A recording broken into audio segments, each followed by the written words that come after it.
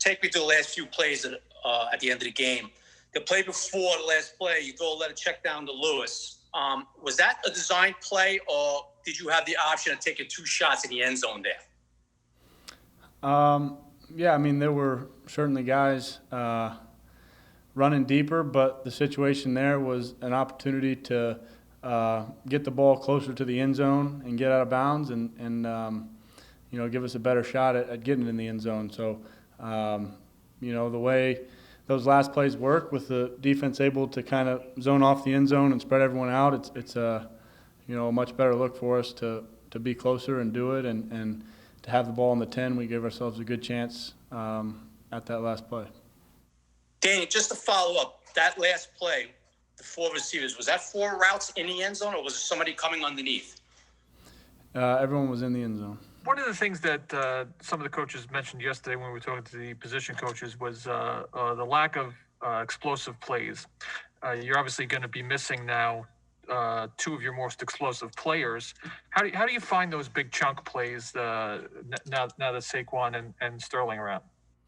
Yeah, tough to see those guys go down, and those guys are, both great players. So, I think when you talk about, how we're going to generate explosive plays, it's the same process in executing our stuff. I think, regardless of who it is, I think, you create those opportunities through, everyone doing their job and the ball going in the right place against certain coverages. And we have guys to make those plays. So it's about, executing. It's not about doing anything special. And those plays will come. Guys will break tackles. Guys will beat guys in man-to-man and find ways to make explosive plays. So we got to keep working on that and create some of those opportunities for us as an offense. You've had some very long drives this year in terms of play length. What do you need those explosive plays, or can you get by with the 10, 11, 12 play drives? Yeah, I mean, I think we can do that, and we've shown the ability to move the ball. We've had some long drives, lots of plays going, moving the ball down the field, and that's important to be able to do that and execute. But you also need to be able to have the chunk plays and create the explosive plays, and that helps an offense as well. So being able to do both those things, being able to consistently execute, and then have those explosive plays, get those chunk plays is a big part of keeping a defense on their heels. People tend to reduce big pictures into little ones, and with Saquon out, I guess the little picture would be the Giant offense is now Daniel Jones. I mean, how do you look at it? Yeah, I think kind of, we talked a little bit about generating explosive plays, as an offense and everyone doing their job. I think it's a similar, I think that's the way we're going to do it. I think, we have a lot of guys who can make plays, and it's about, everyone doing what they have to do to execute as an offense, and that's the way we're going to be most effective. It's not, it's not any one guy, or it's not, a couple guys, and it's all of us, executing to put the ball in position to, score points, to make those explosive plays and keep drives going. So, it's not one guy or 2 guys. It's the group stepping up, and I'm confident we'll be able to do that. Thank you. Paul? Hey, Daniel. What was it like to see Saquon on crutches? Did you have anything for him that can kind of, help ease his pain a little bit? Any words of wisdom? And also, what does a quarterback need any time to get comfortable with a running back like Devontae Freeman, or do you just hand the ball off to him and don't worry about it?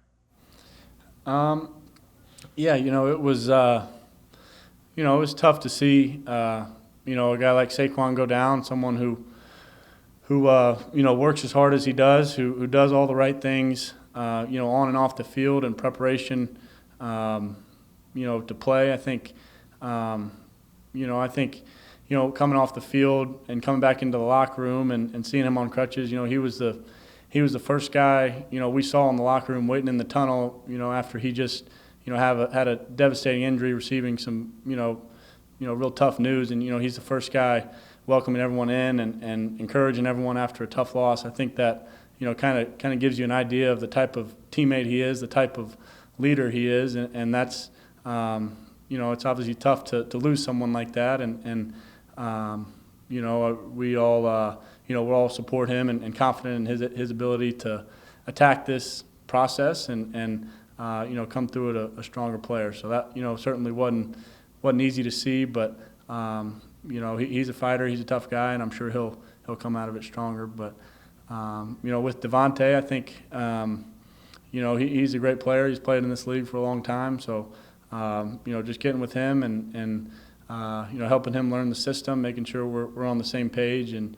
able to go out there and execute. I know Eli's not here anymore, and he doesn't necessarily know this offense, but I'm just wondering what that relationship is like at this point and how much you've used him as a resource, even dating back to like the spring and the summer and into now the fall. Yeah, I still stay in touch with Eli, fairly regularly, and he's someone who, I've learned a lot of football from. Like you said, it's not necessarily this offense, but he's been in, a number of them, and obviously knows the game, knows the position real well. So, he's a guy I can, talk to and ask questions, and he's been extremely helpful, in that regard. So. It's someone who I have a good relationship with, and he's certainly offered his help and something that I've used and certainly appreciate. Hey Daniel, those two plays you made with your legs on the 95-yard drive, how much of the coach is encouraging you maybe to do more of that and just to create, especially that flip you made to Dion, just kind of that improvisation, how tough are those plays to make, but, maybe how naturally do they come to you? Because I feel like it's 2 games in a row now where you've had long drives extended with your legs. Yeah, I think, you said it. I think those plays are, I don't think you can force those plays and letting them come naturally and taking advantage of what the defense gives you, whether it's, getting flush from the pocket or things breaking down, down the field. I can think kind of a sense for that and making plays. So, it's, I'm not sure it's something that, I'm necessarily being told to do, but, is expected on me to sense and have a feel for.